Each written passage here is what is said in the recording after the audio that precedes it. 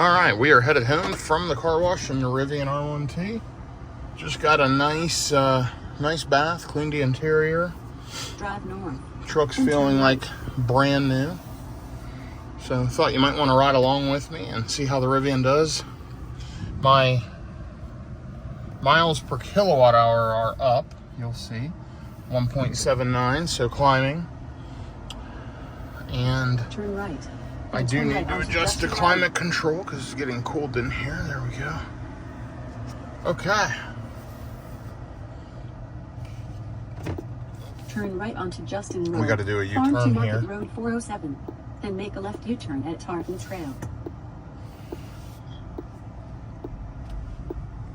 And we're still in conserve mode. Now, U-turn at Tartan Trail to stay on Justin Road. I like to Market Road 407. to run it in all-purpose when I'm just running around town. And then I put it in conserve when I get out on the highways. One thing I have noticed, the front tires are wearing more quickly than the back.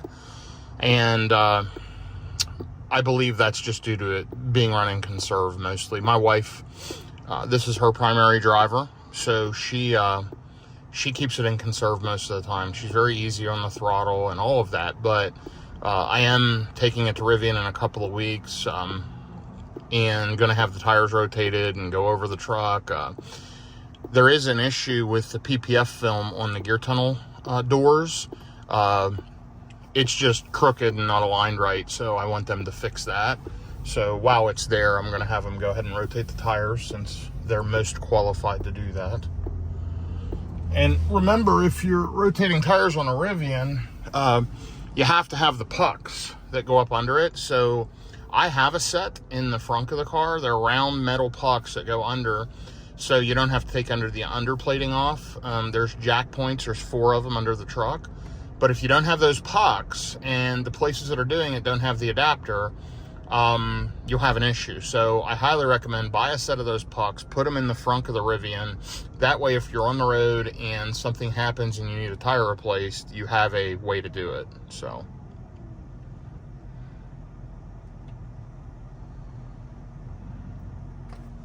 check that out.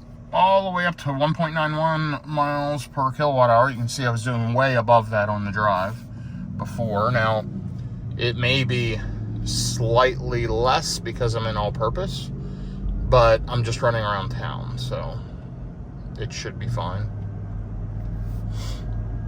The lifetime average on this car is about 2.2 miles per kilowatt hour, but it has mostly highway miles on it because my wife and I have taken it on trips to Corpus Christi a couple of times and other places, so the consumption is lower than it would be if you just drove it around town mostly.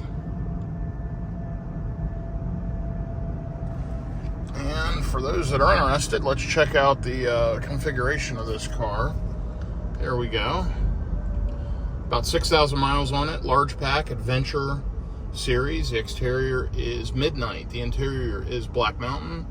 On-road underbody, so it doesn't have the extra plates. And they have 21-inch road tires and wheels on it.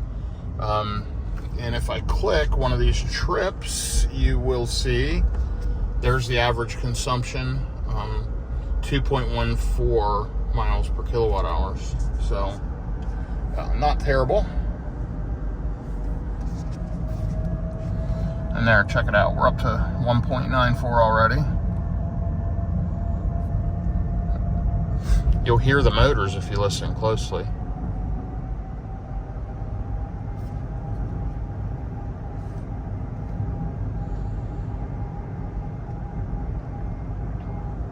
It's got kind of an electric buzz to it. I love the sound of the Rivian. I like it a lot better than my Teslas. Electric motor noise to me sounds great.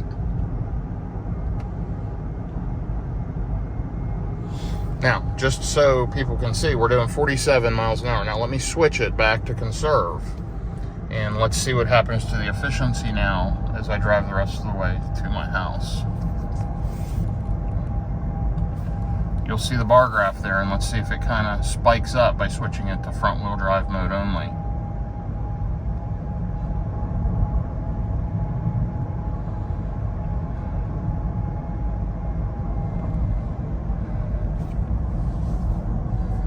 You'll notice that big spike where I was up around 3 miles per kilowatt hour. That was on the way to the car wash. And look, you'll see this spike upwards now, just based on switching it to conserve. So pretty impressive. Now, obviously I'm slowing down, so we're getting some regen. If you look over there on the right side over here.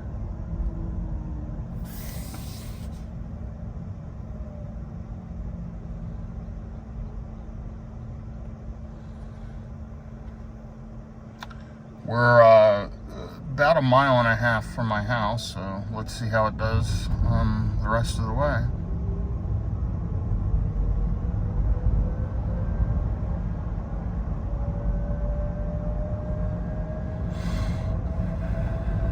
There we are, we're at 2 miles per kilowatt hour now. Notice the cars around me. It sees them, pretty cool.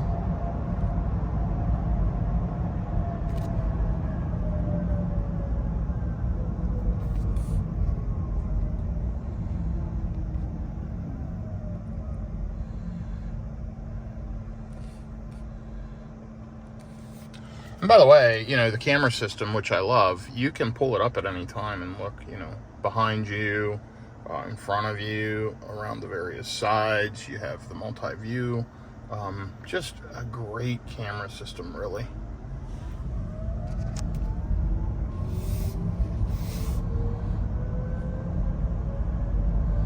So notice that little spike on the right side of the bar graph? Turn right onto Lantana Trail. So if you notice that little spike on the right side, that's since I switched to conserve. So it does make a difference, you know, using 2 motors instead of 4. Big difference, but you will experience more battery wear on those front tires, or more tire wear on the front tires. So if you rotate every 5,000, I don't think there will be an issue. But if you want to avoid that, run it in all purpose, especially if you're not going on a road trip and range isn't, you know, as big of a deal. Just run it in all purpose. Turn right onto Lantana Trail. I'm running it in conserve so you all can see. Here we go, making the turn. Continue for a 1/2 mile.